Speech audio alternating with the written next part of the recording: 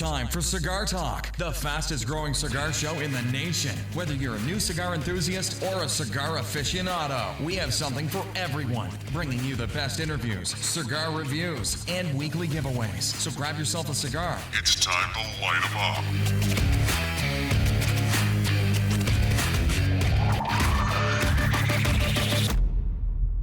Hey guys, welcome back to Cigar Talk. I'm your host, Rob Jones. We got Bryant Falconer, our co-host in the studio with us today. How you doing today, Bryant? Hey man, I'm doing good. Awesome, man. How you been? Hey, feeling good, man. Just blessed. That's Nice. all I can say. That's all I can say. Yeah, I'll tell you what, I had an extended week last week of some off time, so it was nice. Been back at work a few days. It's been going good. Good. And so, but you know, I'm always looking for the weekend. Oh, most definitely. Time to sit back at that brick and mortar, get us some good sticks, great conversations. Right. So let's talk about what we got coming up on this episode. Yes, We've sir. got a Q&A with one of our Patreons. Brittany sent in a couple of questions. We're going to answer those. Yeah, thank you, Brittany. And then we've got a new game we're going to start playing once a month. We're going to play Cigar Roulette. Yes. And so when we get to that, we'll tell you how we're going to do that. And then later on up in the show after the break, we'll have Jay from The Leaf join us. And, you know, he's been the owner of The Leaf, I think, now for about 4 months. Yes, sir. Things are going good. We want to check back in with him, find out about the changes he's made, what he's got coming up. Hats off to that guy. He's Most just doing a definitely. great job. Most definitely. Anyway, after that, we're going to talk about cigar accessories. Yes. I mean, we all need them, and it sucks when you don't have one. Most definitely. You know, I saw a cartoon once Uh-huh. that it was like, it was a bowling cartoon. Okay. And you're looking down the bowling alley, and there's a pin on the far side to the left and one far to the right, and there's flames in the middle, and it says Bowler's Hell. Okay, so for me, my cigar smoker hell is having a cigar and no way to light it. Most definitely. You know Most what I mean? definitely. It's like, I got a cigar. But I don't have the way my cigar hell would be not having the correct cutter for it. You know, certain ones. No. See, that's not hell, and here's the To reason me- why. I've had a cigar and not had a cutter before, and Bruh. dude, I've bit the tip off of a cigar. Bruh. Hey, I'm just saying. I had a torpedo the other day, and all I had was that little punch. What did you do? Did you try to use? Let me tell you how. You know what a secret way to use a punch on a torpedo is? Talk to me. Look, what you do is you turn the cigar sideways and go from the side and cut a hole in it, and then flip it around and cut a hole in it on that side. Now, see, I figured that out after.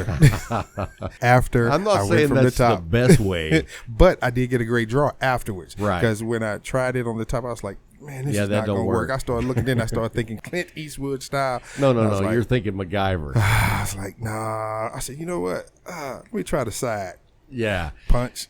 I've done that Punch. before, and you know what? It actually has a pretty good draw. Yeah, it did. Now, it is weird, though, having Because- that pointed tip in your mouth. And that was not good. Yeah, I've been there. It was. I've actually taken a pair of scissors and cutting the tip off, because in my glove box of my Okay, car, I okay. always have a pair of scissors. Okay, but see, I wasn't in my car. Only thing I had. Where was were this- you? I was at work. I was going to say, And because where I was are out you of that you town. don't have accessories? Yeah, but I was at work. I was out of town, and it was like I didn't want to eat a lunch, so I said I'm gonna take a little bit of time, and I had a stick, and I went to a park because you can't smoke in the state car. So Right. I got out, and I was like, wait a minute. All I got is this punch. I'm like, no. So, what town were you in? I was actually outside of Brownwood. Okay, I was going to say, because in a lot of parks you can't smoke these days. Yes. But if you're outside of Brownwood, you're good. You can do anything in Brownwood. Well, hey, man, let's get to Brittany's question. Now, her question was, like, when you look at a cigar, like, how do you know which one you want, basically, based on the color of the wrapper, the length of the cigar, the shape, how it burns? And, you know, that's a very personal, I mean, when you're looking at a cigar, just because I think it looks perfect doesn't mean you're going to And think that it looks is definitely the truth, because Right. we have different Yeah. tastes. It's 100% personal, because there are things you're a Maduro man. You're well, certain that, Maduros. I would say I'm 50% Maduro, Yeah. and then 50% everything else. Yeah. But that's your choice. Right. Me, I'm more of a medium toward mild, depending upon my mood that day. So there are times where me and you are sitting at the Leaf, and I ask, okay, you walk up, what you smoking? And you pull up, I'm like, nah, you know, near that. But that's my taste. Right. So looking at, and there was one that, I can't remember which one it was. You had, it looked real oily. It had a dark leaf on it, and I was like, man, that looks good. But then I think that was the Cabinet 6. it was, and then I tried it later on, Yeah. and I looked. I said, that looks real good, and it sparked my my enthusiasm. And then I got one. I was like, okay, yeah, I can deal with this. I like this. I like the taste. I like the draw. I like the look. I like everything about it. So it's just personal, Right. It really is. And I'll tell you what, you don't realize that until you start smoking a little bit of everything. Yep. Because when I first started, I smoked almost every single smoke was a 6x60 dark cigar. Yeah. And man, what I've learned since then. Yes, sir. I mean, now I rarely ever smoke a 6x60. Yeah, it's true. I prefer the ring gauge It's just somewhere anywhere from a 50 to a 56 is really my comfort zone. Something you can sit there and get through, and it's in your realm. That's Right. what it is. It's in your realm. You know me. I started off with Monte Cristos, and that's all I thought about. Right. And then when I got older And wiser, I started trying more and more. And even though Monte Cristo is still my go-to when I have nothing else, it's like I truly appreciate everything out there. Yeah. I'll try anything once. I really will. I'll try it once. And I'm almost that way. Yeah.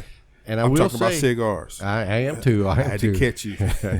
So, one of the cigars that you really liked on the show a few weeks back was the Fat Bottom Betty. Oh, yes. Is that what it was called? Fat Bottom Betty? Now, let me tell you what. Them three girls. Dude, Them three girls. I tried one. I couldn't even smoke it. You couldn't? No, it was the most foul, disgusting cigar I've ever smoked.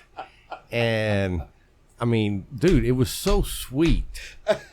It was awful. And you know what I heard this from Jay, because he smoked one, and he said once you get past that first third, Yes. you get into some really Real, good tobacco. yes. And what I told Jay was, I'll never know. Because you can't go I past can't that get first past. third. Oh, I couldn't get past the first half inch. And you know what? Junior was the same way. Yeah. He smoked one and was like, "Oh, this is awful." So that just shows you there's so many palates out there. Yes. And the great thing is, there's a cigar for everyone. Even those that love acids. Right. So Brittany's second question for us was, what is your go-to drink for an everyday smoke? And straight off the top, I got to say coffee for me. How about you? Me, it's a grapefruit Topo Chico. See, I tried the grapefruit one, and I was not a fan. I am. I really wasn't a fan. Now, I do, if I'm going to have a Topo Chico, I like the lime. That's where I was at first. It was the Yeah. lime. The thing I love about the grapefruit is you can taste the grapefruit, but it's not overpowering. It's real. It's And you real know what I light. didn't like about it? It wasn't overpowering. There wasn't enough grapefruit grapefruit, taste. yeah, I was okay. like, this tastes like feet. I was not a fan. The lime is a little more fluent. Yeah, okay. And you could taste a little more. And I really just like the Topo Chico because it really helps cleanse the palate. Yes. Whenever you've had a couple of cigars, you can drink one of those in between, and it Clear your really clears palate. it and be ready for the next cigar. Yes. And then really also, I drink a lot of tea when I smoke cigars. Me too. And it's unsweet tea. Oh yeah, Yes, absolutely. No yes, sweet tea for me. yes. But and then the other one is bourbon. But Buffalo that's Trace. not a. But see, bourbon for me is not an everyday. No, it's because if you it's a special occasion type thing. It's not something that you look to every day. well, I don't drink every day. Me neither. I I rarely. really enjoy having a bourbon and a cigar. Okay. But me. I'm on Yeah. call 24/5. Tell the truth. 5 days a week I'm on call, so I can't even drink on those days. Mm-hmm. So, but even if I wasn't on call, I probably would still only drink bourbon with cigars like maybe once a week. Okay. And I say that, but I still don't do that. Me neither. Usually it's about once every other week. It's with me. It depends on the situation. If I'm trying to enjoy something or celebrate something, I'll get a small, hit up bourbon especially with a good, strong, bold stick. I love bourbon with it, but regular, my regular taste, my medium. Now you mentioned Buffalo Trace. Yes. You really like that. I do. And I think it's a good bourbon. It's a good all-around bourbon. Yeah. But I got to tell you, my go-to nowadays is the Colonel E.H. Taylor Bonded. I think it's miles ahead of Buffalo Trace. Okay.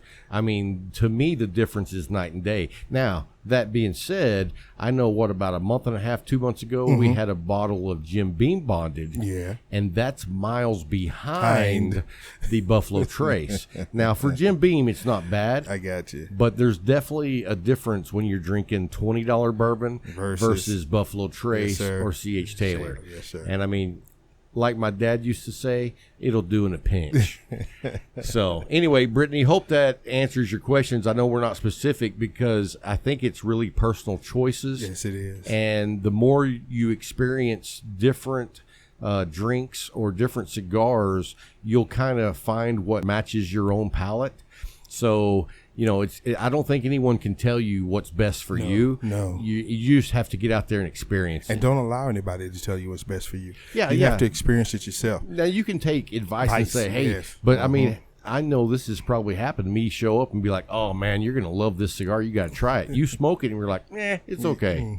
You know what I mean? So there's definitely take recommendations, but it also helps to find another person that shares your same style of palate. Yes.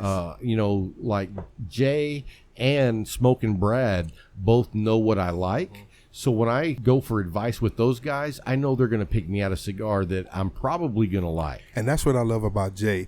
He's a true tobacconist. He learns people's styles, their palate. And when you go to him, when you go to the Leaf and you say, just surprise me, man, he will bring you something that is, you know, significant to you and what you like. Because he knows what you like, and he also knows what I like. And we're on two different levels with it because you're a bold guy. Right. You love bold sticks. I bold every once in a while, but I'm a medium. Right. And he will pick a perfect stick for me.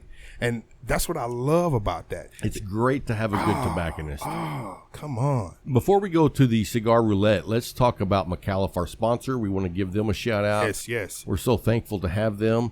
And this week, we want to talk about one of their cigars that has really been just a pleasure to smoke for me this week. The Experiencia La Crema. And if you haven't had that one, man, that to me, it's one of their luxury cigars. I hear you. But you know, it's not crazy expensive. No. But it's just a really elegant cigar. It's not over the top bold. It's more of a medium stick. Yes, sir. And you know, to me, I love that stick with a cup of coffee from the Leaf. And you know, and I'm going to gripe at Steve. Okay.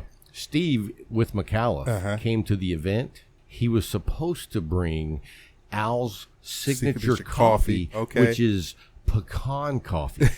Dude, does that sound delicious? Perfect, especially with that stick with those hints of cinnamon in it. Oh, come on. Yeah. So anyway, he said he's going to mail me some coffee.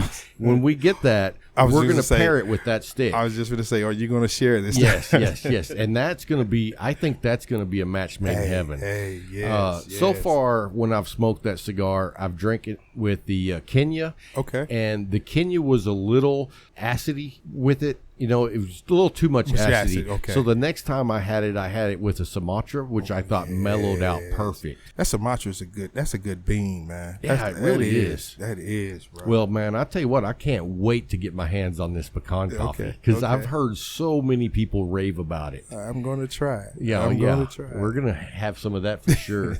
So anyway, guys, let's get to our game of the week. Yes, sir. It's Cigar Roulette. Yeah. And here's what we've done is both of us showed up to the studio today with a cigar to exchange with each other. And but we took the bands off. Yes. And right before we started the show, we actually cut them and lit them up. Now, at the end of the show, we're going to reveal what the cigar is to our co-host. And so I've already made a guess on what mine is, and I think I nailed it. No, you didn't. Oh, I didn't? You did You're not not. supposed to tell me till the end. I'm telling you now. Oh, That's wrong. Price is wrong, bitch. So, anyway, I thought it was a Christoph. Yeah, no. because it's a torpedo and it had a shaggy foot, and I really thought it was a Christoph. I am truly amazed right now that I have you stumped. Yeah, because I thought I had it. Yes, I thought I nailed it. Yes.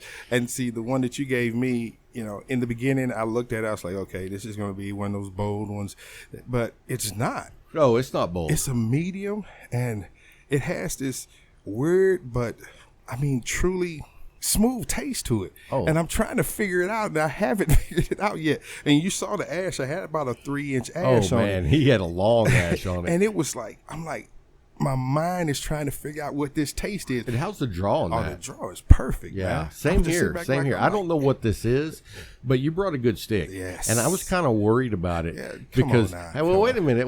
I wasn't going to bring you. I told Jay, I was like, if he shows up with an acid or a Trader's Jack, I was like, payback's a bitch. It is. So and see, you I'm thought that, didn't you? proactive. I'm not reactive. I thought about that. The better cigar you bring me. That's right. The better the game shall be going forward. Right. So the whole thing that gave me this idea was, and I got to give a shout out on Instagram to Lady Ligero. She actually has a friend that doesn't smoke cigars that brings her cigars with no bands, and she smokes it. And here's the thing. The guy that brings her the cigar doesn't know anything about cigars. Oh. So at least you're getting someone that's picking out a cigar that knows cigars. So that game's a little more dangerous. I wonder if he keeps a journal on that. I doubt it. I think he's just having a good time. I would keep a journal and actually document her reactions to those. Well, sticks. I think at the end, he tells her what it is, of course. But just smoking a cigar that someone that knows nothing about cigars picks out, I wouldn't even want to play that game. Walk in with a white owl on. Oh, I mean, do you know how many cigars are out there that I would absolutely hate? I mean, let's talk about this. There's a lot of good cigars. Come on. But there's also a lot of bad cigars. All you got to do is walk into a gas station. Right. Well, you know what? I've never bought a cigar at a gas station except whenever I was up in Lubbock a few years ago, my brother, he likes the sugar tips or sweet cigars. Okay. And Acid actually makes blunts, which I don't think they're not used for smoking cigars, but that's what he smoked them as, just a cigar. Okay. And he likes those. He's not a full-time cigar smoker. I got you. So it was just something to meet the need. I was on the railroad at this time, and we were in Whitehall, Illinois, at the Y. You know what a Y is. We were wiring off, and I didn't have a stick, and I was actually working the yard, so I had a pickup, and I was mad because I was like, man, I would really love a stick right now. And right across the street from it was a Casey's. And Casey's in Illinois is like a quick trip. Yeah, it's a down home quick trip. But it's not as nice. Yeah, true. Not as fancy. So I told my engineer, I was like, man, I need to make a run. He's like, okay. So I ran across the street and I bought a pack of backwoods. I don't even know what a pack of backwoods is. Backwoods. And those that know, if you ever seen a Clint Eastwood movie and saw what he had, looked like he had just rolled it there. Like a cheroot. Yeah, and bit the tip off of it. That's what I got. Oh. But that's all I had. Right. And I sat down, I was like, oh my God, what did I do? What did I do? Just pretty bad, huh? Oh, man. I didn't have my pipe either, so it was just like. Now, I'll tell you this. Then this is just as bad, if not worse, is whenever I was in Lubbock, I had a humidor full of cigars, but once I ran out, one morning I got up, and, I like to have a cigar with my coffee. Yes, sir. I actually smoked a half a cigar that I had smoked the night before, and it had been outside all night, and it was bad. Terrible. But I finished it. You smoked the wild. I did. Anyway, hey guys, coming up next after the break, we've got Jay from The Leaf. Yes. Don't miss out on that interview because he's doing a lot of great things. We want to share those with you. Yes. So anyway, we'll be right back after the break. Don't go anywhere.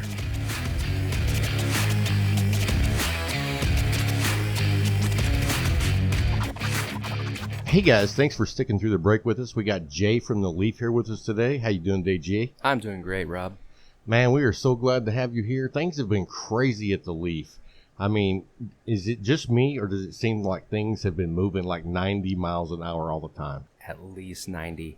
I come in pretty regularly, and it's like, bam, we're having new cigars. Bam, we're having events. I mean, dude, you've had like event after event, and you have an event tomorrow with Romacraft, right? Yes, we sure do, from 6 to 9. Nice. So let's back up about, what has it been, about 4 months now since you actually took over? Yes. So 4 months ago, we talked about that. It was basically hell going through almost, what, a year? Yeah. So small business loans, the government shut down. And, you know, when you're dealing with the government, they want you to do cross the T's 3 times, dot the I's 4 times. And so, I mean, we know that's crazy. So once you've taken over now, I mean, you've been doing it 4 months total, but really you quit your other job, which you were in the insurance business, and now you're full-time at the shop. And we were talking about the other day, you're there almost every day. Yes. So how has that been? I mean, it's been a huge transition, I know, but how's it been for you? Honestly, liberating. Liberating. Absolutely. It's not that I can just show up whenever I want to. I have responsibilities. You know, I have a business partner that I have responsibilities for. And, but just insurance versus cigars, oh my gosh, it is night and day. It is like another planet and Earth. It is just so liberating to be doing what I'm doing now. Well, I can tell you, and here's the thing about it is, you guys don't know this, but when Jay was working for the insurance company and working at the Leaf as the manager, he was there almost 7 days a week after work. So, I mean, now you're there every day, but you're not having to do 2 jobs. Yeah, that's So, true. That's the stress is gone for the most part compared to the way it used to be. Oh, absolutely. I used to come up after close to get a lot of work done. Right. And so I'd usually get up there around 9:30 and not leave till about 2 in the morning the next day, go to sleep, wake up at 7 to go to work at the insurance company. And now it seems like I'm putting in just as much, if not more time, but it is at a reasonable hour, so it's less stressful. I get to see my family more, and I'm enjoying what I do so much. My family sees a difference already. And you get to smoke at work. Yes, absolutely. One of the things that I notice is, and you know, for you guys that don't know, I used to do the social media for the Leaf, and so that pretty much meant Instagram and Facebook. And since then, due to the show, I had to step down from that role, and Jay himself has taken it over. And it's not an easy thing to do. It takes a lot of time. Oh, yeah. It takes a lot of planning. And I got to say, man, you are knocking it out of the park. Thanks, Rob. And, you know, I didn't want to step down from that role because I enjoyed it, but I'm glad I did, because you've taken it way beyond what I was doing. I mean, because it's your own company, you care more, you have more passion for it. So why would you want someone else to do it if you can do it? Well, you were doing an awesome job Well, at it. Jay's the nicest guy I know. But when it comes right down to it, I was doing what I needed to do or was asked to do. You are doing it every day, going above and beyond what I ever thought about doing.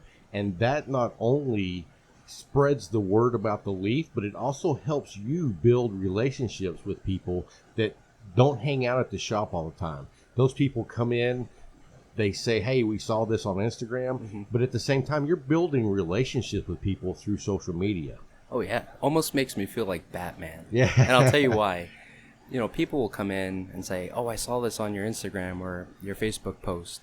Moreover than that, they would say, that's amazing. Who's taking your photos? I'm like, oh, we got a guy. Oh, You know? Hey, just so everyone knows, Jay takes all his own photos. And here's the funny thing, too, is I was a photographer full-time for 12 years back in my early days.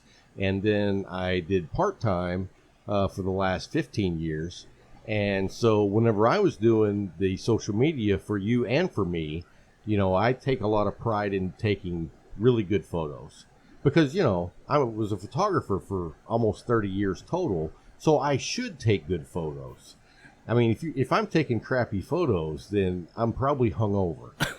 So But what I was going to say is Jay level of photography is bam right there where I was. Oh, thanks. And Jay's, in fact, I was like, dude, you should have been a photographer. I mean, dude, your level of photography is really good. Oh, and if you guys don't follow Jay, he is the Leaf, Abilene, Texas.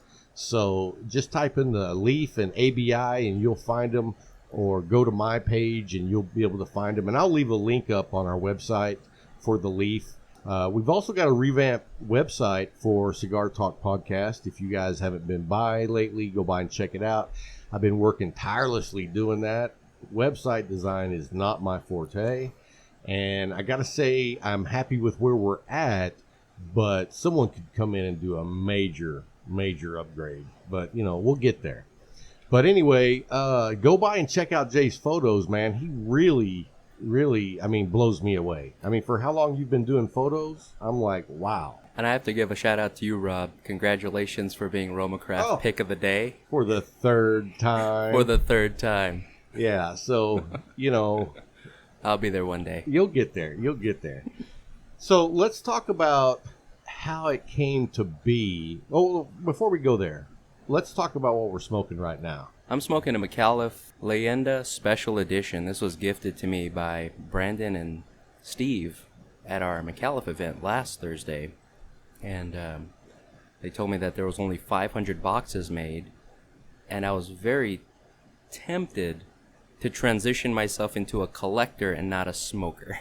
You know, I have that thought every now and then. And when my humidor gets low, I'm like, screw it. Yeah. But then you invited me over to do the show, and I said, nope, that's the smoke day. That's the smoke by date. It's really good. Real easy on the retrohale. Gosh, as soon as I lit it up, had that undertone of sweetness, but I didn't get any spice. It's just real smooth. And I'm very impressed. I'm hoping I ordered the right one. I think I ordered 2 boxes of these. Oh, 2 boxes of those. I'm hoping so. Okay. I think that's what you ordered. Maybe so. I think so. But anyway, great smoke. I've smoked a couple of those. I really like them. I'm smoking the Experiencia La Crema. And I got to tell you, it is like super silky smooth. It's a medium-bodied smoke. I would recommend this cigar just about for anyone. Normally, I really like pairing this cigar with a Sumatra coffee. But tonight, we're pairing both of our cigars with Buffalo Trace. Oh, yeah. It's a nice evening. We're actually out of the heat in the studio. So I don't know about you, man, but I'm about done with this Texas heat. You know what? It should last another day. But honestly, here in Abilene, summer will last 100 days and we'll get 2 days of winter. And then it'll just cycle back around. True. So we've talked about what we're smoking. Let's talk about, I wanted to ask you the straight up question, why cigars? And what I mean by that is Jay moved over here from Hawaii, went to college, graduated with a nice degree, and worked for an insurance company, you know, building his resume. And then out of nowhere, I won't say it's out of nowhere because you worked for a cigar shop for a long time, but what is it about cigars that made you say, you know what, I don't want to do anything other than cigars? Because you've jumped both feet in, and we can tell that that's your passion. Your passion really is cigars and people. That's it. It's the people. I went to school and I got a degree, an undergraduate degree in youth ministry and a minor in biblical studies. And I stayed on, went to seminary, got my master's degree in missions and cross-cultural ministry. And where better to employ that than a cigar shop? True. It is like the crossroads of where different cultures, different levels of society come and intersect. But it's really about the people. And my predecessor, Bill Kalame, That grouchy old man, he instilled in me a piece of advice among many, and he said, Jay, one day you'll own this shop, and when you do, you have to remember that it's about the people. Yeah. And it really is. Your success is built on your relationship with people. And having left Hawaii, coming here and studying what I've done, and getting to work in a cigar shop or own a cigar shop, it's not what you would call a traditional ministry, but it is a place where I can serve people in the most non-judgmental way. And you do a great job at that. And I hate to interrupt you here, but I gotta say, you're so good at that, and you make me feel guilty for not being as open as I should be to all people from all walks of life. You know, it's hard sometimes. It is. You get some of those people that I'm set in my ways, and sometimes I'm just like, I'm going to leave. well, that's the blessing that you have. You can leave. True. But, you know, it's frustrating because I don't ever want to leave. That's like my home away from home. Yeah. But it is inspiring the way you handle people because, and I'm sure this happens at shops all across America, but, you know, you have some people that come in there and it's like, my first reaction isn't to be open arms like you are. Yeah.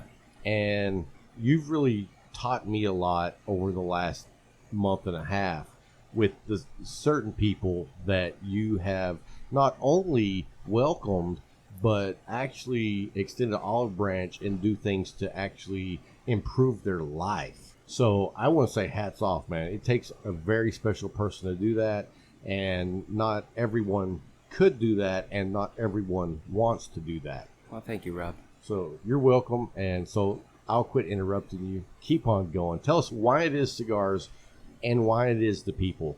And what was it like when you were in Hawaii? Were you in a culture or environment that you were serving people there? I would say so. My most favorite job that I had was working for a Mexican restaurant. And In Hawaii? in Hawaii. And I will say this, I'm going to tout them. I'm going to give a shout out to La Bamba Mexican restaurant in Hawaii on Kauai. Voted the #1 Mexican restaurant. Is there more than one? There's plenty. There's Okay. a lot of Taco Bells. And, Yeah, well, come on. no, but that was the best time I had. Just interacting with people and getting paid for it. Yeah, That was amazing. right. And I know a lot of people aren't very approachable. And from time to time, I'll get that way. But for the most part, for me, that's sort of part of the day, Yeah. interacting with people. Well, I see it also is, and I love people. I love helping people in the humidor, helping people with cigar accessories, and I mean I help people all the time outside. You will help everyone, but I'm a people person too, and I take joy from getting to know people. Mm-hmm. And then once I get to know you, maybe I like you, maybe I don't. No, I'm just kidding. Maybe you'll get some help. Right, no, I'm just kidding. So how about Corey? How does Corey play into the equation? Was he a cigar fan? Was he a people person? Yeah, well, Corey and I shared the same circle of friends without knowing it for years. And I'm sure he's heard stories of this guy named Jay, the same as I've heard stories about this guy named Corey. And then one day we had the privilege of meeting, and Corey has such a wonderful outlook on life. He has a job up in Indiana that from time to time is very challenging, and it's so very tempting to both own a cigar shop and him just say, all right, I'm leaving. I'm done. But he sticks it out, and that's a testament to his character, that he started something up there that he's not just gonna bail on. Right. And for him also, it's about the people, the interactions with people. And I asked him before, and he's been posed this question before, and he said, well, if in life we're going to make some money, why not have fun with it? So this isn't necessarily a hobby, but this is something that we can do with our money that is both fun, serves people, helps people, and we have a hell of a time doing it. Right. So whenever he does get to come down, we just have a great time. I'm disappointed he won't be here for the RomaCraft event. Right. This week, or this month in particular, he has a lot of things that is changing in his life up in Indiana, and he needs to take care of a lot of things. Yeah, because isn't he moving? He's got car stuff going on. Yeah. Oh, and He's got awesome cars. He has awesome cars, and what's really amazing is it wasn't until I met Corey when I found out and really nailed into my head that if you own something long enough, it's not old, it becomes vintage. And that's when it becomes very valuable. I got a lot of stuff that's vintage, but I wouldn't say it's very valuable. But, you know, and the cool thing is, you know, when I say he's got cool cars, he's like not this big guy with money bags that's going out and buying these awesome cars. He's buying cars, and he's doing the work. Yeah, he's restoring them. He's restoring them. He's replacing the motors. And so he is bringing life back to these vintage cars, classic cars, because I know one of them is a 67 GTX, which is one of my fantasy cars. My dad actually owned one when I was a kid, and I love that car. And they're so hard to find now. So, you know, that's always an exciting thing for me to talk about with him is that 67 GTX.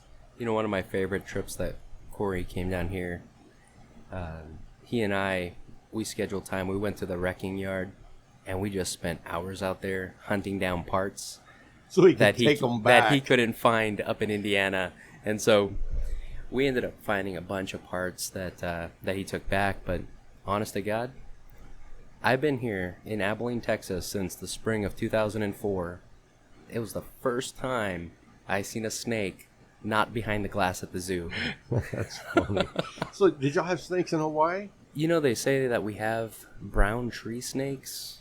I think those have been eradicated. I've never seen one. So the very first time I've ever seen a snake was at the zoo.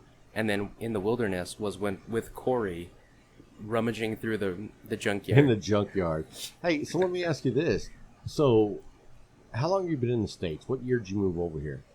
2004. I say the States like Hawaii's not a state. We call it the mainland. Yeah, the mainland. 2004. So you've been here for 15 years. Yeah. So is the Abilene Zoo the only zoo you've been to? Yes. You need to get out more.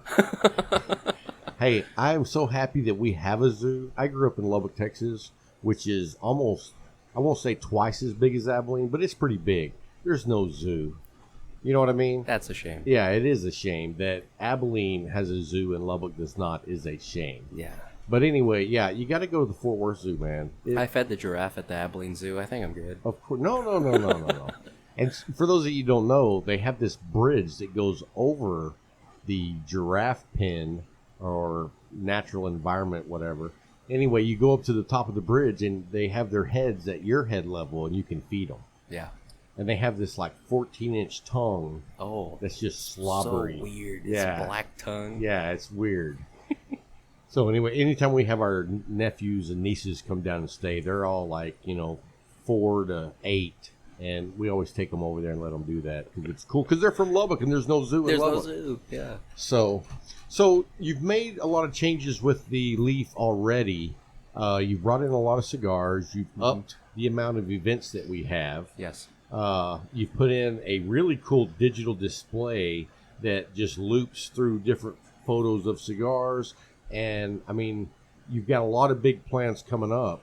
What are the plans for the Leaf, say, over the next 6 months? Over the next 6 months, hopefully it's packing up. As you know, Rob, but if y'all listening aren't in the know, the Leaf is going to be moving. Tell us why we have to move. Well, that all starts with where we were before.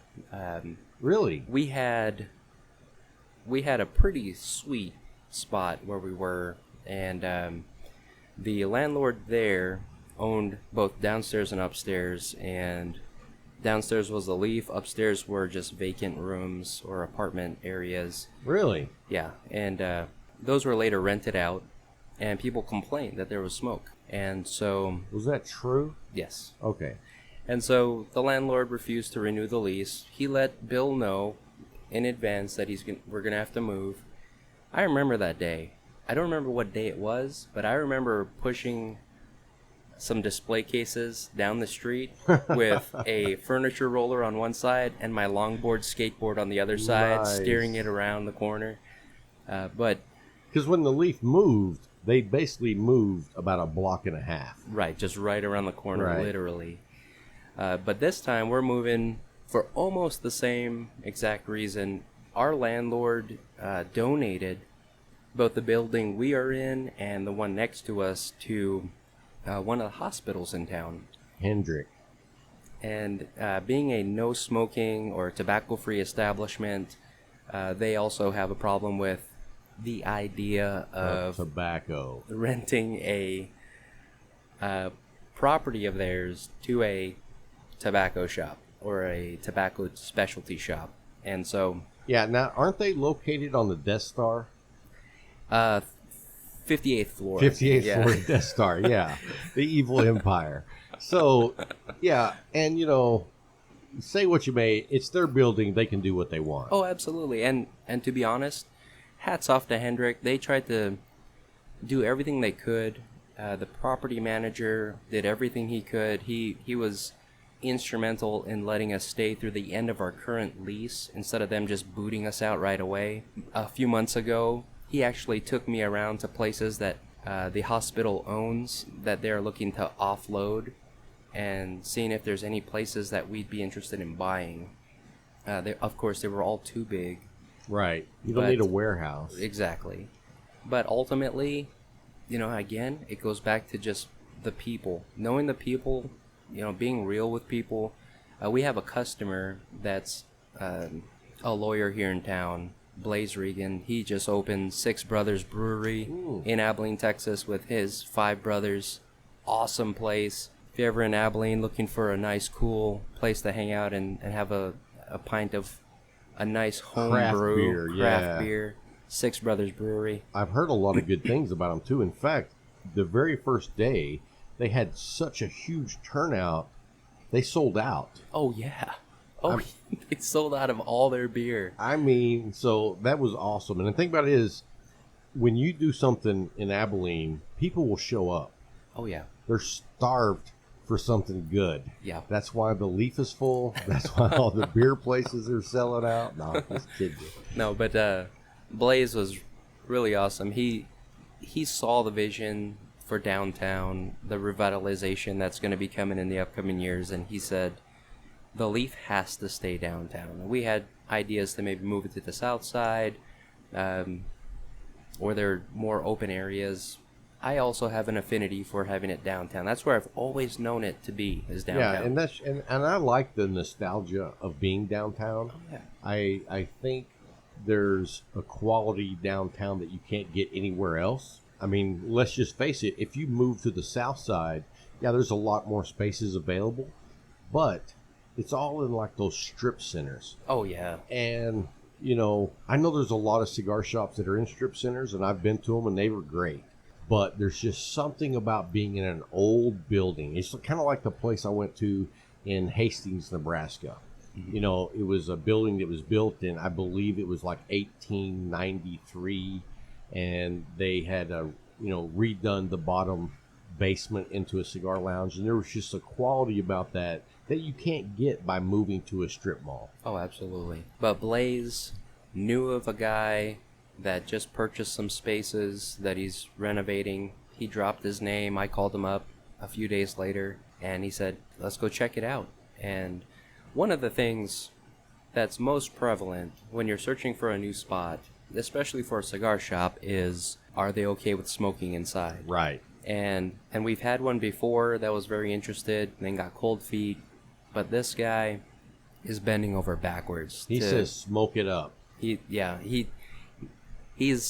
showed us several of his locations, had some ideas of where we could fit, but again, we settled in to downtown Abilene.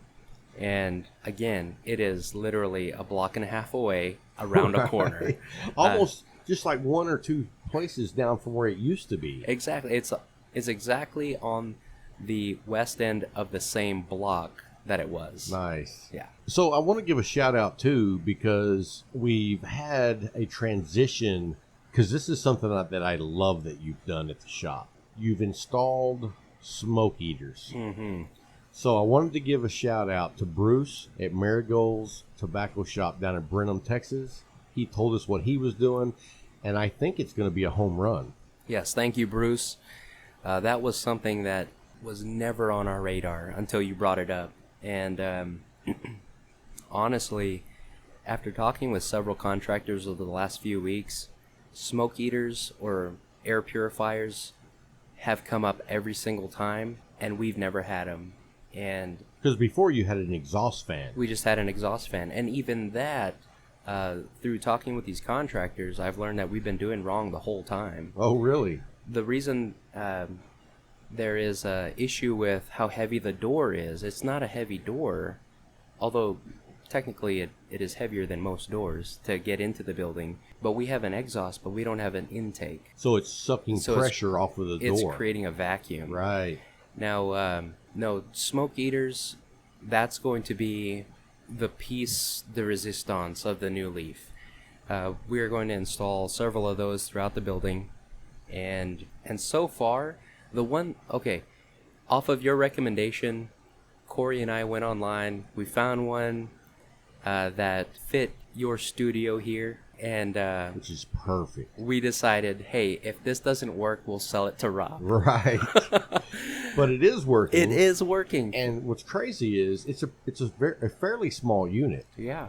I'll say for how big of a room it's in, it knocks it out of the park. Oh, absolutely. I mean, and really the price point was amazing too. $130. It was after shipping and some additional filters for replacement, it came out to like $165. Yeah, I mean, you can't beat that. No, not at all. I've got a floor unit that's a air filtration system, and I think those are like $180. And the thing about it is, when you replace the filters on those, it's a whole round cylinder, and the replacement filters are like $80. Oh man. Yeah, so that's why I can't wait to get the air eater or the smoke eater from your place. Yeah, it has a two-stage filter. There's the pre-filter and then a HEPA. And the pre-filter, according to the guy that changes our return air filters, should be replaced every month, and then the HEPA filter quarterly. Oh, wow. And so... Well, that's not bad. No, not at all. And what was really awesome is this guy, and this is another testament to Abilene, this guy comes through and he changes our filters in our building, and this isn't part of his job, but he saw that we have this smoke eater, and he said, man, that thing has to have filters in it, and of course it does. And he takes the time to go back out to his truck, grab his ladder, take a look at it, and say, where are you getting your filters from? Now, again, in the end, it's a sale for that company. Sure. But, man, if you can buy local, I promote local. Absolutely. 100% of the time. And he brick and mortar, baby. Absolutely. And this guy, he says, this is a weird dimension, but when you all change out this filter, can I have the old one?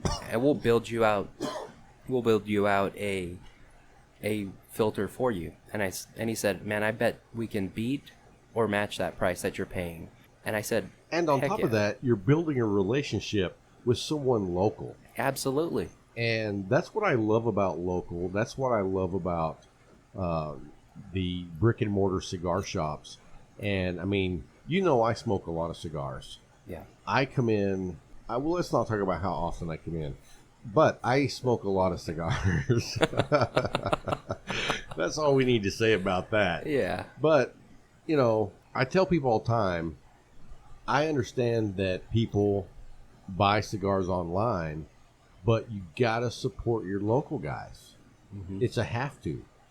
Especially to me, if I was going to just buy online and smoke cigars at home, I'm missing out on the whole cigar community.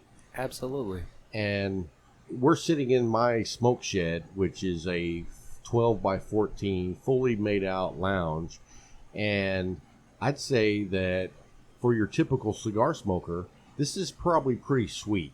Oh, absolutely, man. And the thing about it is, I could sit here and smoke cigars whenever I want to, but how often do I come to the Leaf and Smoke? Because that's where the community is. You know what I mean? I know what you mean. So hats off to you with dealing with people that are brick or mortar here in town, building relationships. And you know what? Those relationships always come back to you in the end and pay off. And I know that's not the reason you're doing it, but it might not be economically, it might not be financially, but it has a reward, period. Sure does. You know what I mean? I know it. When I say brick and mortar, I mean locally owned. And those are the companies that I like doing business with. Yeah. So you're moving. What plans do you have for the new Leaf? The plans, number one, a larger humidor. If you've been to the Leaf, you can see that we are stocked from floor to ceiling. To the gill. Yeah. We've actually, Scott and I have, Scott is my store manager, and we sort of jimmy rigged the shelf to extend itself so we can fit more cigars on the shelf. But yeah, a bigger humidor so that we can lay everything out. Right now we have an island in the middle, and a lot of that was due to we have a lot more inventory we want to bring in under bill, but we didn't have space. So we built up the island, and that thing is chocked full now. Oh, yeah. And it's on all four sides. It's on all four sides. And so what we're going to do is we've planned to get rid of the island, but we've accommodated or accounted for the space that the island takes up on the outer walls. And then we've expanded about a quarter of the way. And so the humidor is going to be a long room, and you're going to have a lot of space to look around.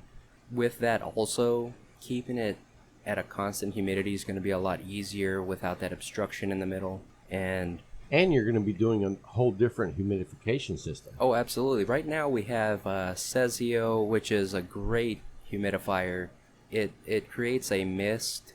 However, to wrap it around the island, we have to strategically place these little fans to kind of blow things around and get air circulating through. But what we're looking into are these atomizers or fog units that's going to disperse the humidity a lot faster. Well, you know, it's funny that you say that, because when I went to the headquarters at Micallef Cigars, I got to go into their humidors, and I believe they said there was like 300,000 cigars, and they had the fog machines like what you say. Oh, wonderful. Yeah, so I've seen them in person, and they're really cool. That's awesome. We're in the footsteps of some great ideas. Yeah, so now the humidor is going to be bigger, and let me just tell you guys, if any of you listening is ever driving between, say, Fort Worth and Midland, Odessa, Lubbock, Texas, Big Spring, you got to stop by Abilene, come by the Leaf, because everyone who does that comes in and sees the humidor, and they're blown away with the selection that Jay has. And that's a testament to what Jay's done, what Bill McLean's done. And I mean, every guy who comes in off the interstate is like, holy cow, y'all have a lot of cigars. And so I can only imagine that when you have a bigger humidor, how much the selection is going to grow. And I can't wait to see what else you have in mind to bring in. I'm excited just to have the opportunity, the space to bring in more things. Right, because right now you are packed. Yeah. We just brought in Nat Seco. Oh, great cigar. Oh, great cigar. But again, I brought it in because I was sent a sample of it, had my manager smoke it. We both sat down and thought, holy cow, this, I can't believe the price point on these. And the They're price point's like $740? Yeah, like $750 for the Churchill, which was number 18 last year. Wow. And it goes down from there. And we ran out of space, and so we had to manufacture space in our humidor case up front. Your so it's not premium case. Yeah. Like it's but it sharing, smokes it's like sharing, a premium. Yeah, it does. And it looks like a premium. I'd never tried that cigar until I got one in the Luxury Cigar Club box, and I'd never even heard of it before. And so I smoked it, and I was just like, holy crap, where are these cigars? And I had no idea what the price point was until you brought them in. Yeah, and funny thing is, I've seen them before. We've had their gift sets before, the Liga number 4. And they were in our gift set section. And because I didn't recognize them, I discounted them. You know, not price-wise, but I didn't give them much attention. Right. And, you know, I'm kicking myself so hard now. But... you know, it sat for a while, and then somebody bought it, and then just through a series of events, I got my hands on a couple of them, and man, it's a game changer. Oh yeah, well I remember you smoking that. Where did you get the sample cigars? I was gifted those samples from our Xander Gregg rep. Okay, and I'm very happy that she did. Yeah, absolutely, because like I said, I hadn't ever even heard of them before. And then when I saw it and I smoked it, in fact, I smoked it on one of the shows, I was just blown away. I was like, where has this cigar been? I've never heard of this cigar. Right. And so, and that's one of the reasons I love being a member of a cigar club. That's what I was about to say. Because I get to try cigars that I've never heard of, I've never seen, or maybe cigars I normally wouldn't pick. Mm-hmm. So... I've been telling everybody that you're going to start doing the Luxury Cigar Club. Absolutely, I just am. for that reason. For that reason. A lot of people think that as a cigar shop owner, we sit around, smoke cigars all day. A lot of my day is paying bills, keeping up with inventory, making sure that our humidor is well stocked. And if you go back to the episode with Bill Kalame, you know, we had a 30-plus supply chain, and I've just added to it. And so, you know, it becomes a very consuming part of the day. But with a cigar club like Luxury Cigar Club, if you got these guys with great palates to do the research for you, right, and then send you their essentially it's recommendations like, hey, these are good. We believe unanimously that these are good. Right, and I don't know if you know this, but they like smoke 3 or 4 of these cigars each before they'll vote on it, and then it has to be unanimous. Oh, I didn't know that. Yeah, so I That's mean, great. They're not just like willy-nilly picking cigars. They are really working hard at it. And I told them if they ever needed some help, you know, I'm available. Yeah.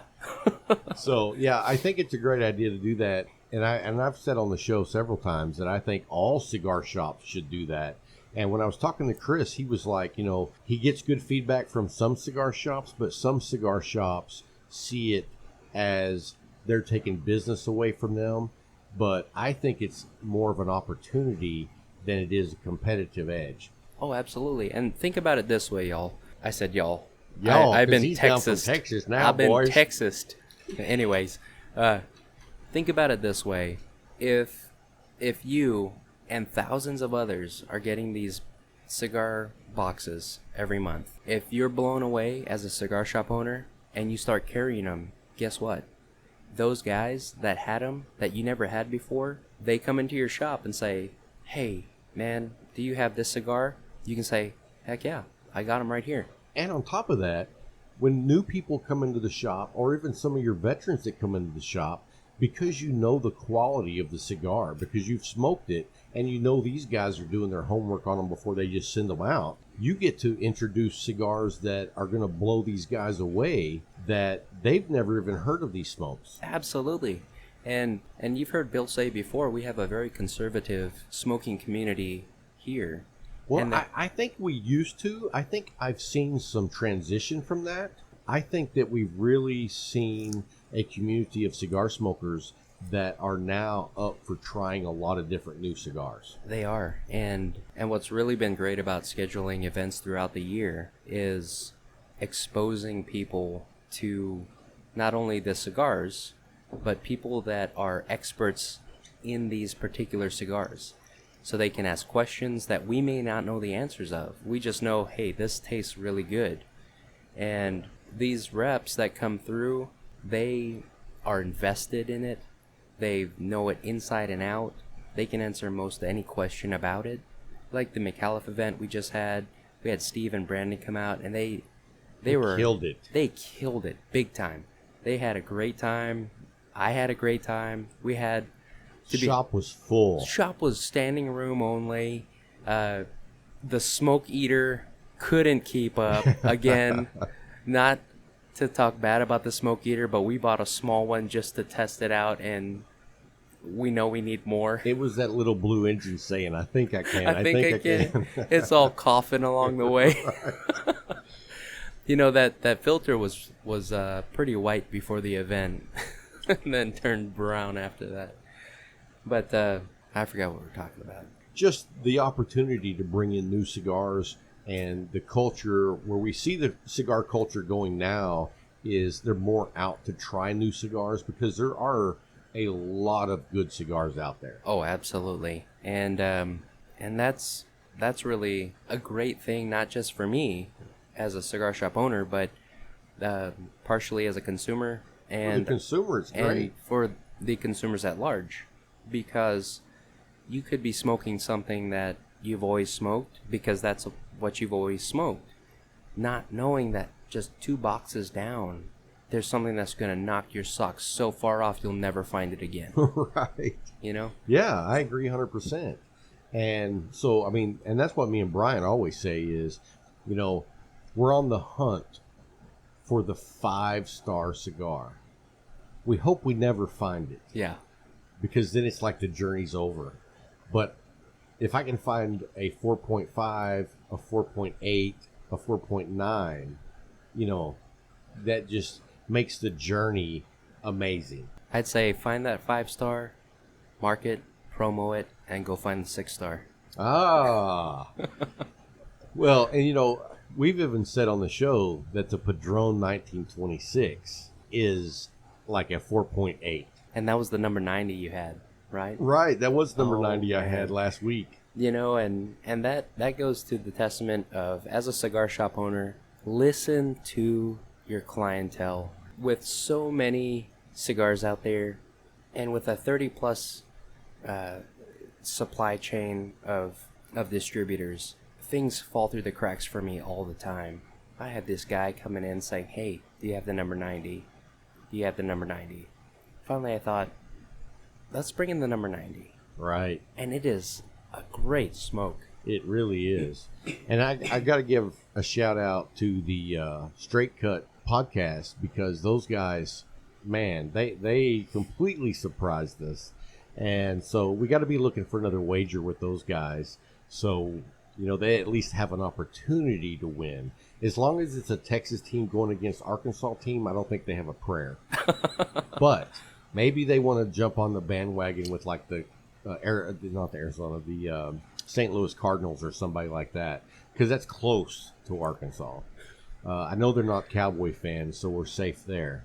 Oh, but well, speaking of football, let's go ahead and jump into this. In fact, Bryant said, "Don't bring this up." Jay is a diehard Eagles fan living in Texas. Fly, Eagles, fly. That is not an easy task. To be an Eagles fan in Texas is rough. Yeah, it is.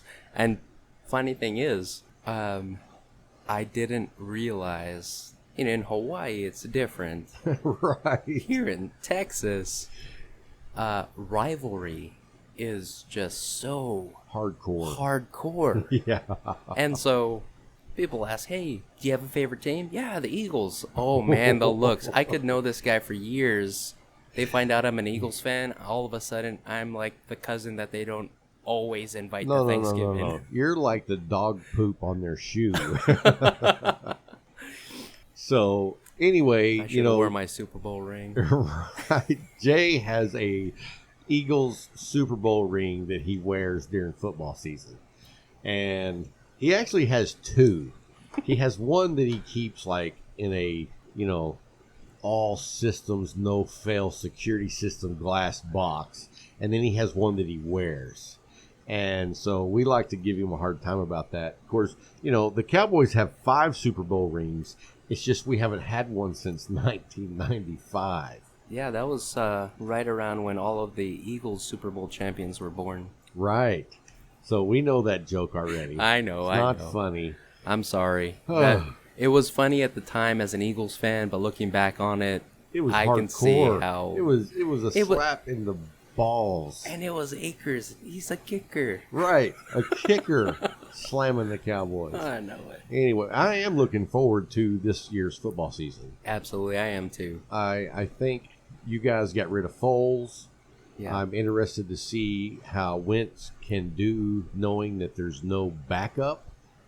And the Cowboys have added a wide receiver in Cobb that I'm excited about. Mm-hmm.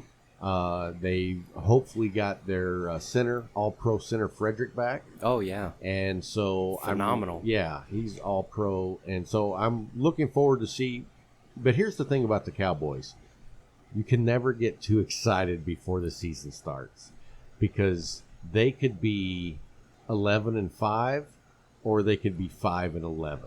It's all on paper. Yeah, you have no idea. Until you get your feet on the field, it's all on paper. And I never listened to the Talking Heads, and that's exactly the reason why. And I never listened to Jerry Jones. Because if you listen to Jerry Jones, Dallas Cowboys are going to win the Super Bowl every year.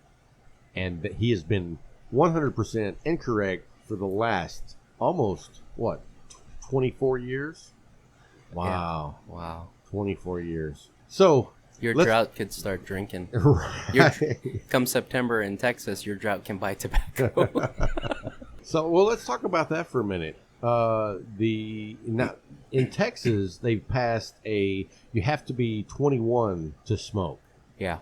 Now, that's going to go in effect in August, I believe. Is that correct?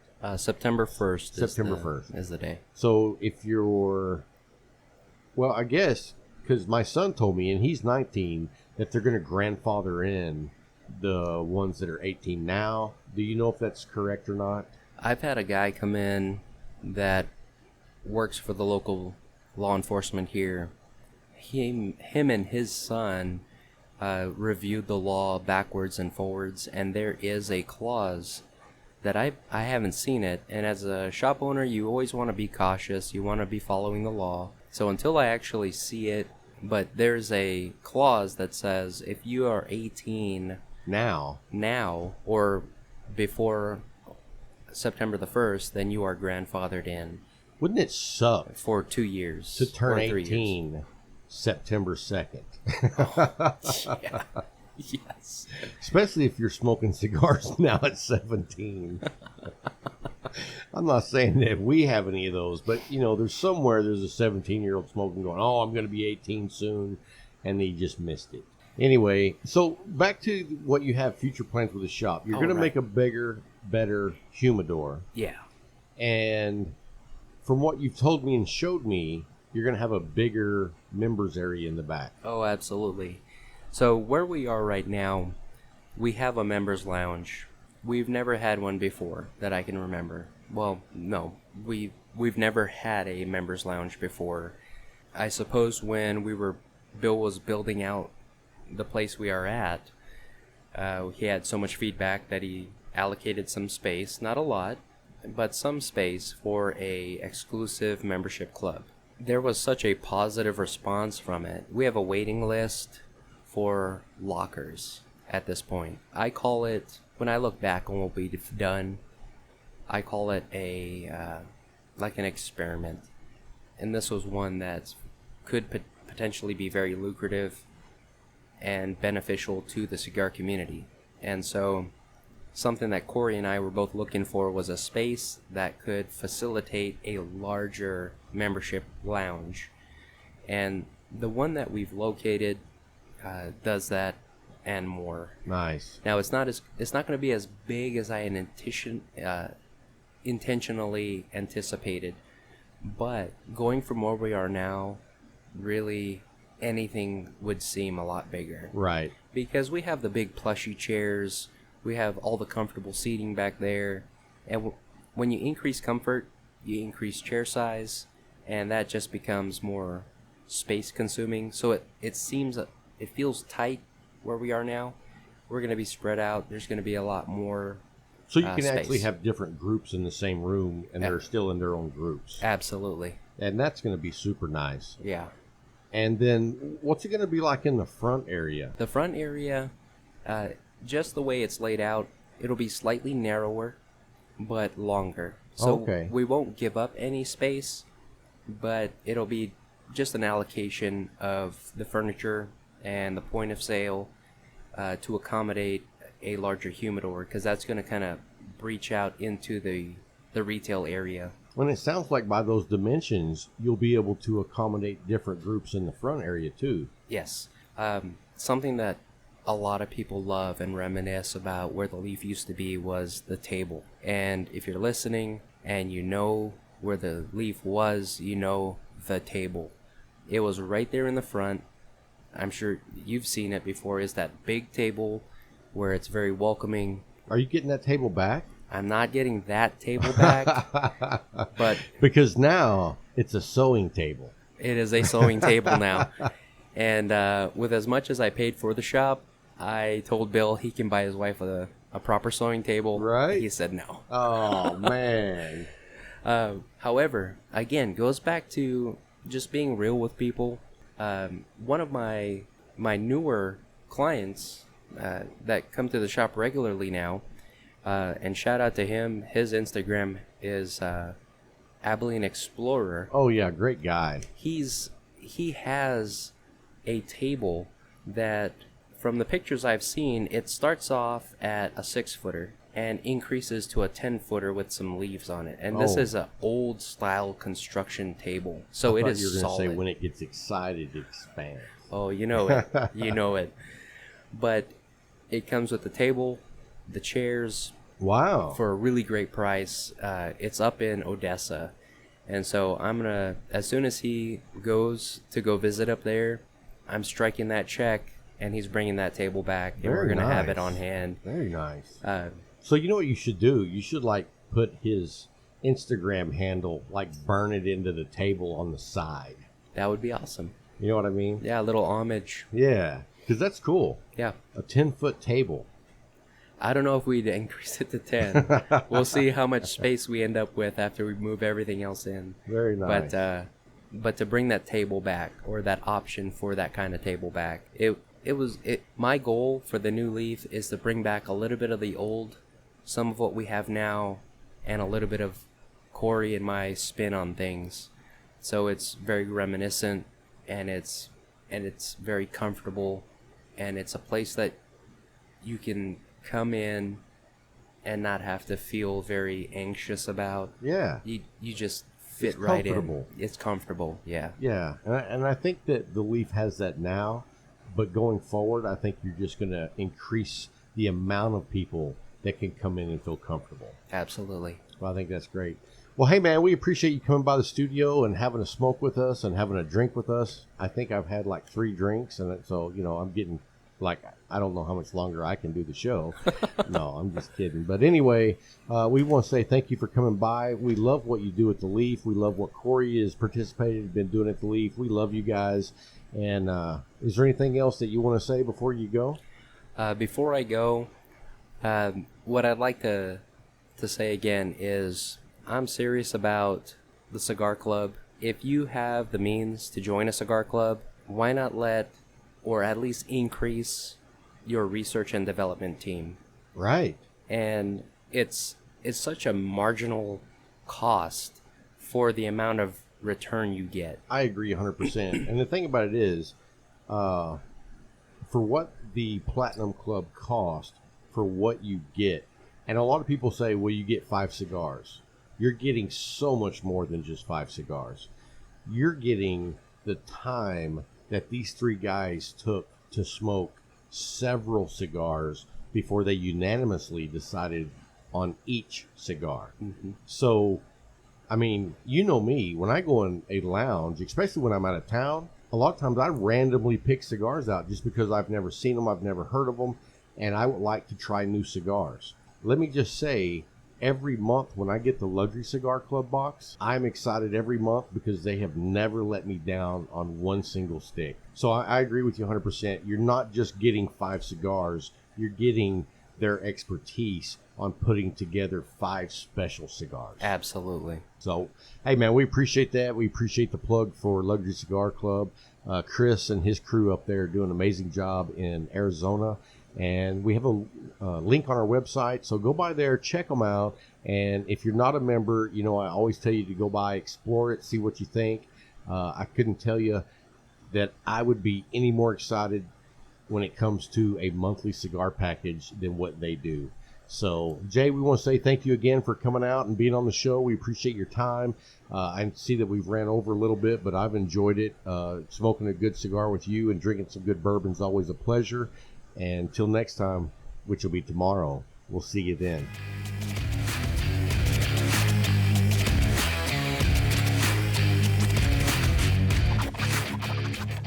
Hey guys, welcome back. Hope you enjoyed that interview with Jay. It's always great having him around, and we just think he's doing a great job. We're so appreciative of having him at our local shop. And but anyway, we were talking during the break, and we want to talk a little bit about what just happened in Atlanta. Atlanta just approved or passed a law that bans smoking in restaurants and bars.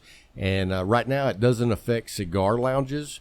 But my whole point of view is it's just a foot in the door. And, you know, once they get their foot in the door, who's to say now they won't take it away from cigar lounges? Yes, sir.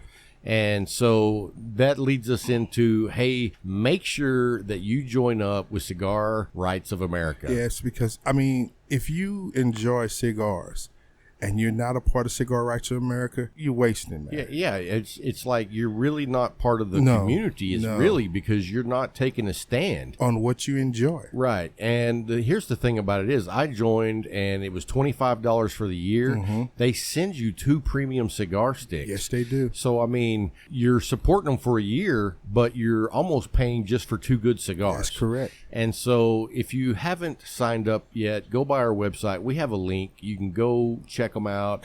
They also have tabs at the top where you can actually send email letters to your congressperson or senator. Yes. And while we're talking about that, that brings up something else personally for me. Okay. Is I say you need to send letters to your congressperson and your senator and let them know that we want to support Mark Rubio's Article S9, which takes cigars out of the general tobacco law. Yeah, that realm. Because they're premium cigars. They're not general tobacco. It's not. And here's the thing about it is, and I'm going to complain about our Texas boy, Ted Cruz. Ted Cruz, if you hear this or if you have the way of notifying Ted Cruz, man, I've sent him 2 letters already saying that I want him to join the Mark Rubio's fight for our rights on this Article S9. And at the bottom it says, check here if you want a response. And I've heard nothing. Nothing? Nothing. Nothing. And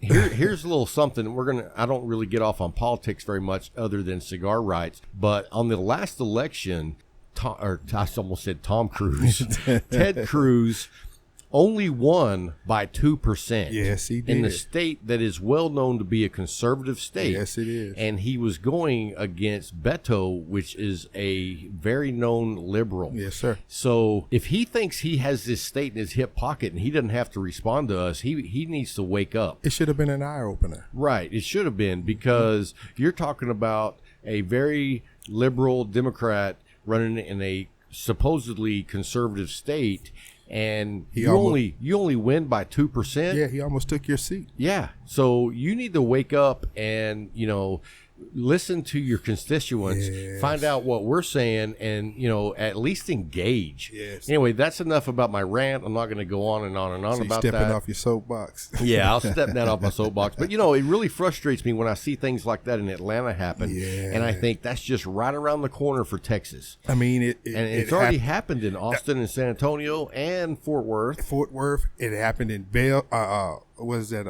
Hollywood. It's in Atlanta now, so you got almost both of the coast.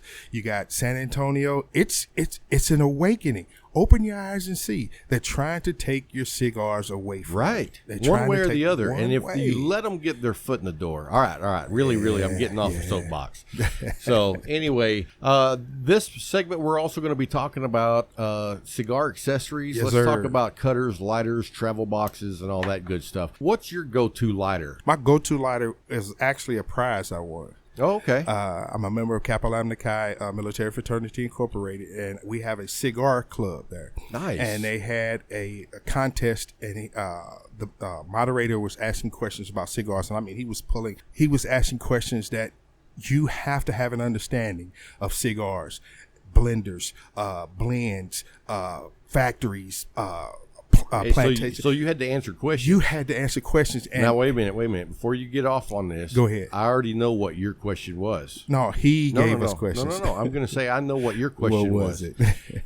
If you won, right? Yes, I did. I won one of the prizes. I would imagine that your question was, which end of the cigar do you like? I have no problem with that. No, but I'm no, just that's not one of the questions. But I won a Rocky Patel triple flame torch. Nice. That is actually in our fraternity colors of purple and black. And you're always wearing purple if you're not wearing red. Yes, yes. And this is a perfect lighter for me, man. I don't care what I'm lighting, what type of stick, what type of environment I'm in. Yeah, it's I'll perfect. tell you what I every time. like about it is every time it works. Oh, yes, every time. Because you know how many lighters work about 50% of the time? How many times you have to click, And it's not working. This, Right. The only time this doesn't work is if there's no fluid in it, and I never allow it to be without fluid anymore. I got you. Never allow. Yeah, I noticed as soon as he got studio, he's filling it up. Yes, I walked in filling it up. Hey, so my favorite lighter is the Alec Bradley burner. Mm-hmm. It's a little finicky sometimes. It's not like first click, it always lights. Sometimes sir. I gotta go click. But what I love about it, it's a soft flame. Yes. And the flame is huge. Mm-hmm. I mean, it produces, when you turn it up a little bit, probably about a 3 to 4 inch flame if you want. I've seen it, yes. But it's a soft flame, so it allows me to light my cigar evenly every time. Yeah. And if I'm not using that, I tell you what, I really love the Sheepdog Humidor lighter Yes, that looks like a bullet. Looks like a bullet. Yeah, I mean, that works great too. And that's usually the one I carry in my pocket. But when I'm at the studio, the Alec Bradley burner is my go-to. Yeah, mine is, it's just my, as we used to call it in the military, muscle memory. I always have that in my right pocket, so that's what I do all the time, because I'm always on the go working for the state. So I have to have it. I have to have something that, like I said the other day when I was out and I didn't have a cutter, I reached in my pocket there, my lighter, and it also that's what has the punch on it. That one has the punch? Yeah, it has Nice. the punch on it. So that's what I used, and it wasn't perfect for a torpedo at that time. Well, I've got a quad jet Yes. jetliner, and it's one of their really nice ones. That one's really nice, and it does have a punch, which, man, I tell you what, having a punch on your lighter really comes in handy. Yes, it does. Yes, it does. Because now let's talk about cutters. I know you've got the Cadillac of cutters, or at least in my opinion. The XO from Cigar, baby. Yeah, it's really a great so cutter. distraught, as you know, that was for the last 3 weeks. I didn't know where it was. Oh man, he has been going out of his mind. Everywhere you go, hey man, have you seen an XO cutter? Have you It's seen shiny my black. the shiny black one, my XO? And then nobody's like, no. And at one time, I thought somebody had actually, pocketed it. So the cop in me came out. I started watching everybody. But then I got my new truck and I parked the old one. And you go through there to get your stuff out of there that you're going to put in a new one. And I actually went between the seats and I was like, thank you.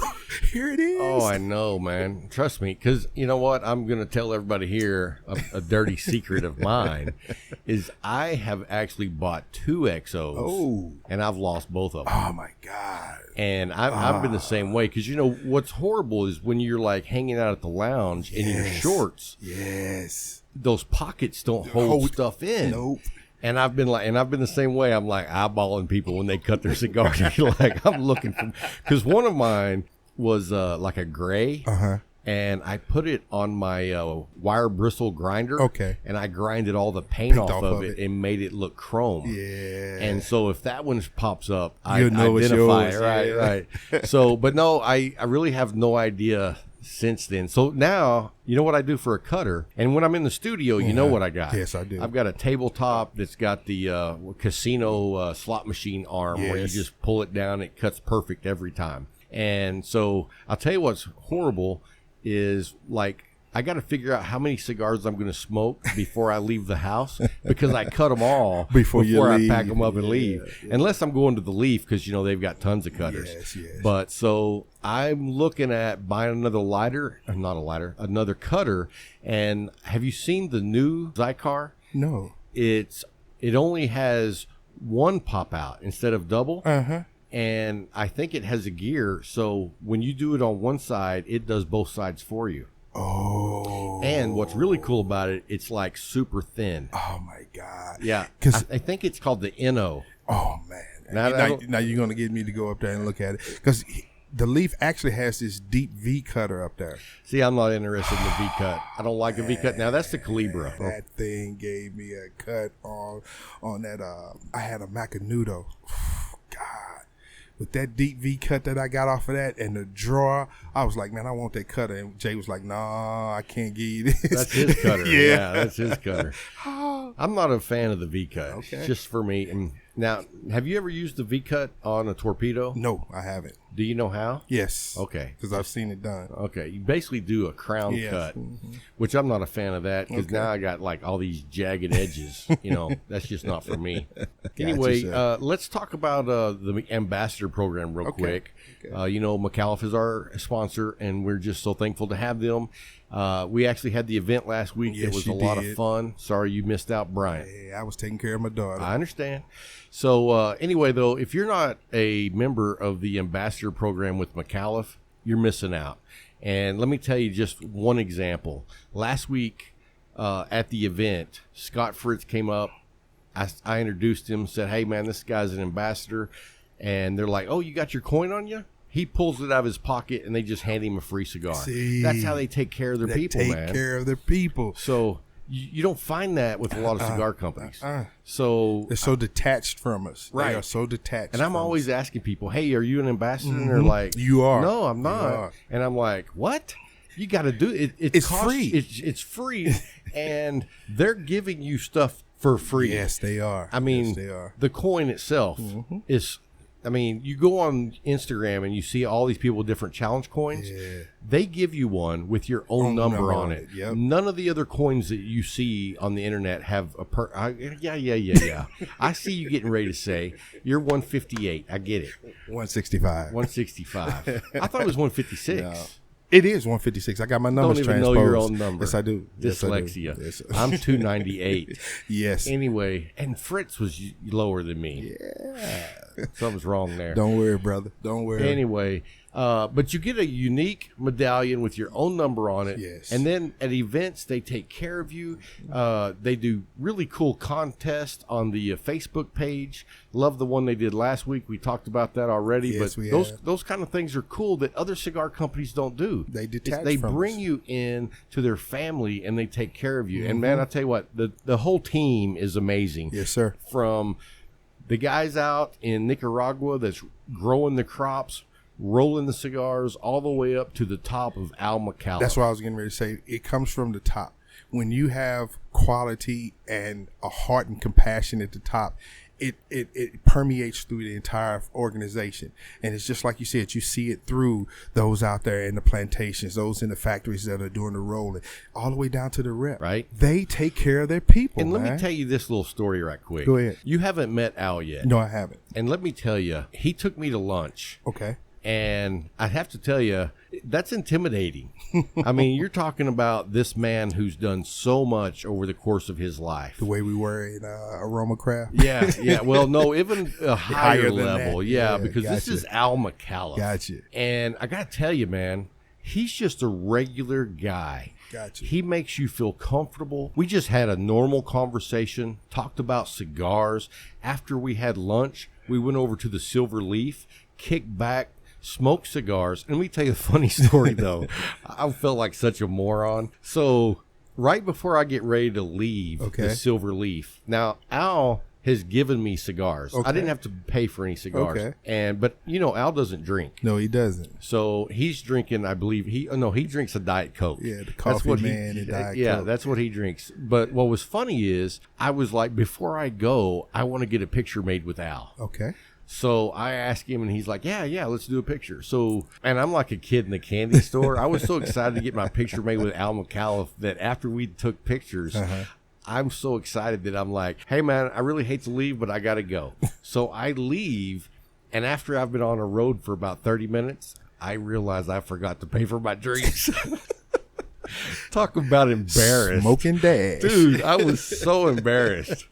And I sent him an email, and I was like, man, I didn't pay for my drinks. I'm so sorry. I'll send you a check, you know. And he's like, no, don't worry about it. I can see his face looking like, did he just walk out the door? Right. What? Yeah, and I mean, dude, talk about making an impression on someone. Yeah, anyway, we just want to say thank you to Micallef Cigars. Yes. You guys are a great sponsor. You're a great team. We appreciate everything you do for us. From the top to the bottom. All right, so now it's time to announce this week's lucky winner of the Luxury Cigar Club box, and it's going to be going out to Scott Ferguson. We're going to send you a code, and you will be able to go to their website, sign up for the Platinum box, and you'll just enter the code, and you'll get your free box, Scott. So we appreciate you taking the time to register. And if you guys haven't registered, that's how easy it is to win. Yes, it is. I mean, tell them what you got to do. All you got to do is go on the site and register. Once you register for all the contests going forward. I've been to some websites that you register, and they ask you for everything. Yeah. All we ask for is your name and your email. That's it. You know what I mean? We're not mailing you a bunch of junk mail. We're not calling you. Robocalls. Right. Oh, man. In fact, dude, I saw a funny thing today on Facebook. Someone was saying instead of storming Area 51, let's storm the guys that are calling you for that extended car warranty. I thought that was funny. Yeah, Do you get those calls? Yeah, man. Dude. I got actually 2 today, and what they try to do is trick you with the numbers that they call from. Yeah. Because my number is 618. So they match it. Yeah, call with a 618 like they're gonna get me and see. Everybody I know in Illinois has a name to that number. Right. So the first time it came across, I was like, "Who is this?" And I answered it, and it said, "This is our last time calling you about your warranty." I said, "Yeah, I'll make sure it's your last time too." Yeah, but then they changed numbers. Yes. And the funny thing is, it's never the last time. No, it's it's never never the gonna be last the last time. time. But anyway, hey, Scott Ferguson, man, congratulations. You're the lucky winner this week. Yes, sir. And we'll get you that email sent so you can get your free box from Luxury Cigar Club. And also, we want to say thank you for our partner of Lucky Cigar Clubs. Yes. If you're not a member of their membership, then go by our website, and we got a link that goes straight to their page. You can sign up and tell them what it is. Hey, sir, you just sign up, and at the every month they send you a box with 5 sticks in it. And I'm telling you, sticks that you can't get, some you can't get from your local brick and mortar, and you will never be disappointed. I agree 100%. Never. In fact, I always say, let's Yeah, just you put do. it this way. If you hate Christmas, you're not going to like it. But if you love Christmas yeah. every month, you're going to love it. Yes. And it's better than Christmas because I don't know about you guys, but mostly when I get Christmas stuff, it's not cigar related. But I will say this. For my birthday, my 19-year-old son bought me a great stick. Okay. And my daughter, who's 17, bought me a pair of socks that has cigars and bottles of bourbon. So They know their father. They finally know me. Yes, they know their father. They know their father. I just love it because every month I'm waiting to see that box at my door. I come home and I see that box, I'm happy.